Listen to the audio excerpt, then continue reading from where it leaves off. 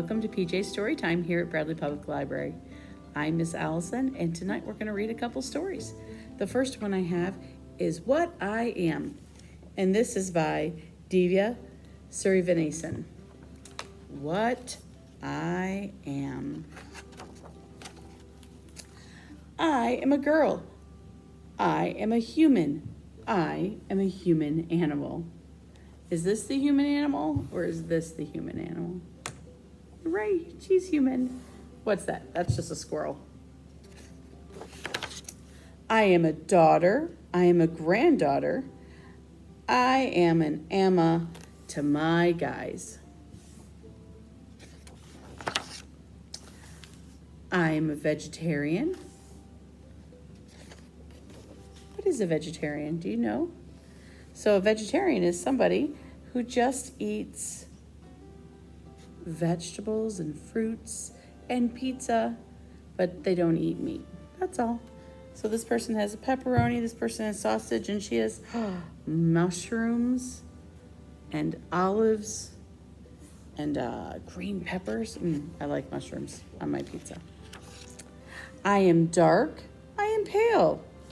In summer, I'm different colors.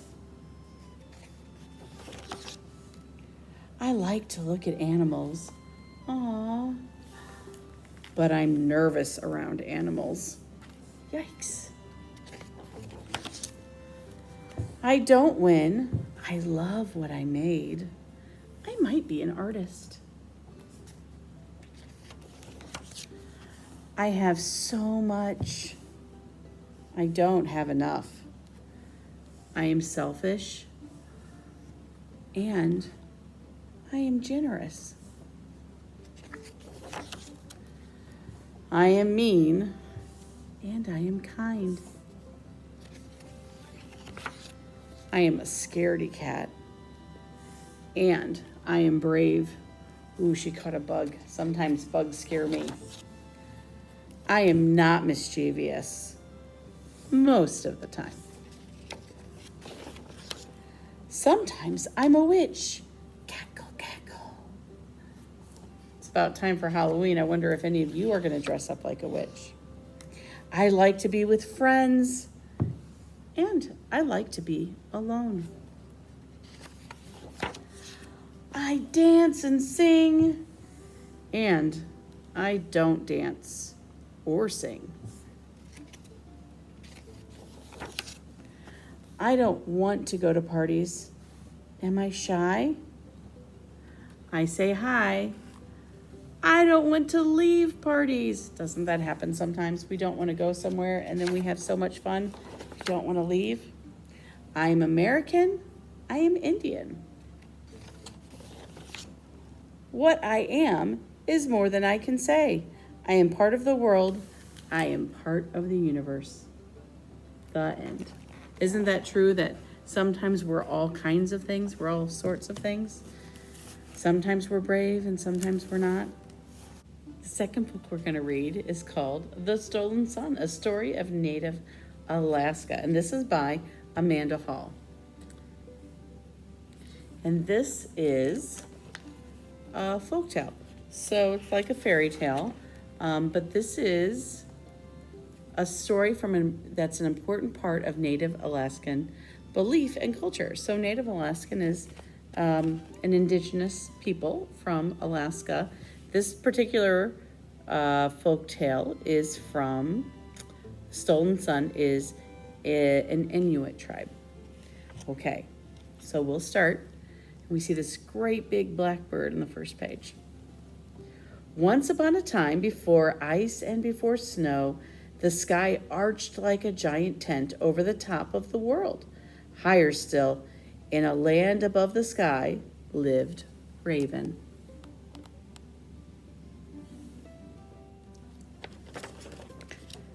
In those days, there was a hole in the sky linking our world with Raven's. One day, Raven flew down through the hole to see what lay below. To his delight, he found mountains and rivers and forests on which the sun shone brightly. But there were no creatures, so Raven created animals and people, birds and fish. He gave a special song to the people who remind them to remind them to love and respect the life around them. As time passed, the people living on the earth became discontented. They began to mutter and argue and shout and rage until Raven's song was no more than a whisper among them. Raven watched and saw greed and violence spread like a shadow across the land, and he grew angry. With a great shriek, Raven tore the shining sun from its place in the sky. Back he flew through the hole in the sky with the sun tucked under his wing. He hid the sun in a secret place, leaving the land below to freeze in the silver light of the moon. Raven vowed never to return to earth. Plucking one small farewell feather from his breast, he left it to float in the wind as he flew away. Who knows how long that tiny feather drifted in the cold, dark air. Down, down it floated until it landed in an icy stream. One cold morning, a woman went to fetch water. She lifted the ladle to her lips and did not see the small black feather floating in the water as she drank. That night, she dreamed of dark, fluttering wings, and Raven's forgotten song echoed through her dream. In time, the woman gave birth to a baby boy. He was as silent and beautiful as night itself, and she named him Little Darkness. As she rocked him in her arms, she sang him her dream. The tiny baby listened intently, gazing up at her with his dark, dark eyes. Little Darkness grew to be a fine, brave boy. Although he laughed and played like other children, his mother sensed that he was somehow different. One day, Little Darkness went to the ice to fish and saw a dark shape nearby. It was a curious mask shape, like a bird's head. As Little Darkness touched it, a long, forgotten song breathed across the ice, making the surface shimmer and shimmer. Little Darkness lifted the mask over his head. As he pulled the mask over his face, a great sound filled the sky. Little Darkness felt himself full of power. His shoulders began to ache, and something was growing on his back. He had wings. Then he was floating up and up, following the song that called him. Higher and higher went the song and the winged boy until they came to the hole in the sky. The song floated through, but when Little Darkness tried to follow, a terrible screeching came from above. It was Raven, whirling down, trying to catch the intruder. Little Darkness held up his hands to shield his face, gasping. He pulled off the mask and saw a cloud of dark feathers swirling in front of him. He fell back, and as he fell, his wings disappeared. Then all was blackness. Oh no, he's falling. Slowly, Little Darkness awoke. At first, he thought he was in his mother's arms, for he felt her warmth and heard her lullaby. But no, he was floating through the air, cradled by a gentle mist. He was carried up through the hole in the sky. Above the sky, he drifted across strange valleys and seas until the mist set him down in the foot of a steep mountain. It was made of ice, and its center, a dim light glowed.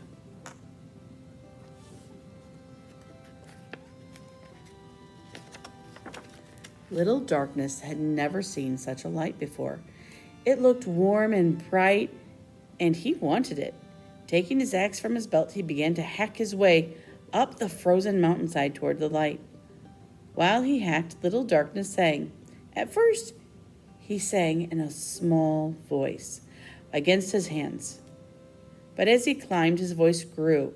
The warmth of the song made the wall wet against his hands above him. He could hear the screech of Raven. But still, he did not stop. Water began to stream down around him, threatening to wash away his foothold. Ice crashed down the mountainside, but he sang out even louder. And as he sang, the glow from the mountain grew stronger. Now the icy walls were no more than a thin, glassy veil. One more blow and the sun would be released. But just as Little Darkness raised his axe to strike, the last piece of ice broke away. From up above, Raven saw his son falling. No, he must not die. Down Raven swooped, lifting Little Darkness to safety. Come, he commanded, and Little Darkness climbed onto Raven's back. He held on tightly to the short feathers around Raven's neck, unafraid now of the fierce beak and sharp claws. Raven flew to the sun and grasped it firmly, and off they flew back over the seas and valleys, back to the hole in the sky. Raven dived down through it and cast the huge fiery sapphire up into the sky again, where it was blazing brightly, lighting up the whole world. On the earth below, a mother gazed up at the brilliant, glittering sky. Little Darkness, she cried, you are safe. I can hear our song, and the world will never live in darkness again. The end. So Little Darkness saved the sun. So all around the world, people sleep in different kinds of beds. Did you know that? So I have a story here, and it's called My Bed, Enchanting Ways to Fall Asleep Around the World by Rebecca Bond. See all those animals? All right, so let's find out. My bed. My bed rocks on the water. In the Netherlands, some children live on houseboats, on canals and rivers. Like everything else in these children's homes, their beds move gently up and down with the waves. My bed rocks on the water, and my bed sways in the breeze. For centuries, sleeping in hammocks has been a tradition in Brazil, Mexico, and other countries of South and Central America. Hammocks provide a comfortable and transportable way of resting, and in some cases also protects against scorpions and snakes. I have a hammock that sometimes we put up in my backyard. My bed's beneath a curtain. In warm, humid parts of the world, such as India, finely woven netting prevents mosquito bites, even when one is sleeping with the windows wide open. My bed is a loft in trees. In traditional homes nestled in the mountains of Norway, children sleep nestled into beds that are nestled into walls. These alcoves or cubbies or beds save space, offering privacy and help keep sleepers warm. It's kind of like bunk beds, isn't it? My bed's a rug of woven wool my father's mother made. At night in Afghanistan, many families lay mattresses atop soft, hand-woven rugs and sleep together in a common room. In the morning, they fold their bedding to the side. Look at that nice big rug. I bet it's soft and warm. My bed's a mat of river grass that lies beneath tree shade. During the dry season in parts of Ghana, children may prefer to nap outside in the fresh air.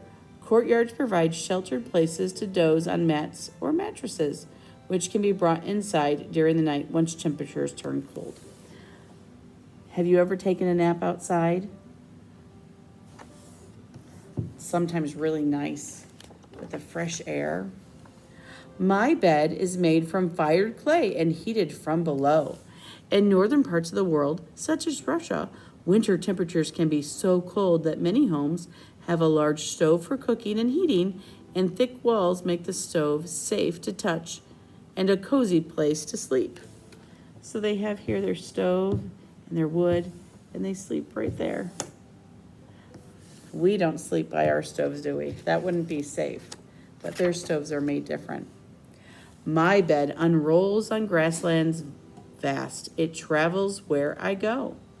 In the wide open steppes of Mongolia,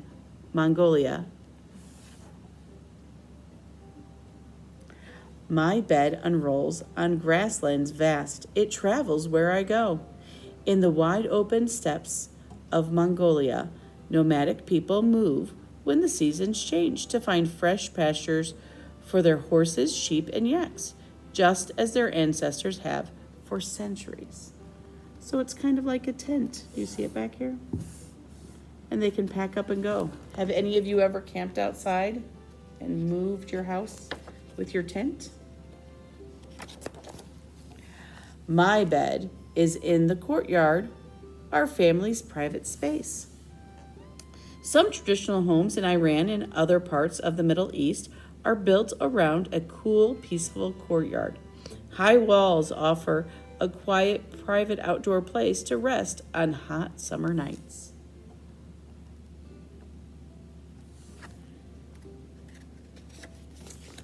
My bed is on the rooftop, the coolest sleeping place.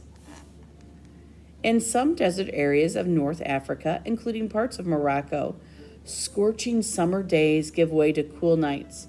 What better place to catch a dreamy breeze and a gaze at the stars than on the roof?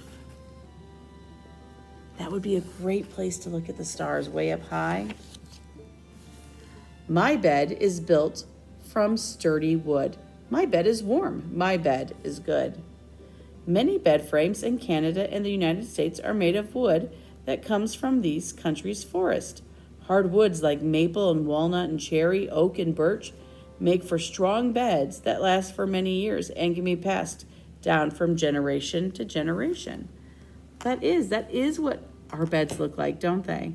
And here's a crib. And look at the dog is snuggled up on that cozy rug. My bed is a futon on the floor. There is no bed I could love more. For hundreds of years, people in Japan have slept on mattresses called futons. A futon sits on the floor atop a straw mat called a tatami. In the morning, children roll up their futons and put them in a closet or hang them out a window to keep them fresh. See, he's rolling his up. It's kind of like a sleeping bag, but it's a mattress.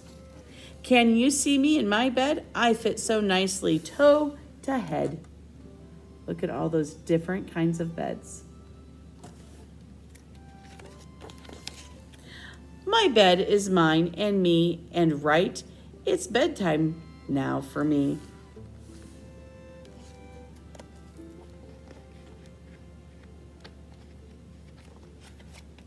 Good night.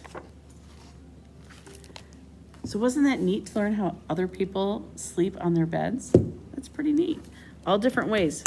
I do like to take a nap outside sometimes in a hammock, but I do like my wooden bed that's strong and sturdy. All right, everyone. Thanks for joining me tonight. Do you guys want to do Twinkle, Twinkle, Little Star with me? Twinkle, twinkle, little star, how I wonder what you are. Up above the world so high, like a diamond in the sky. Twinkle, twinkle, little star, how I wonder what you are. Good night, friends.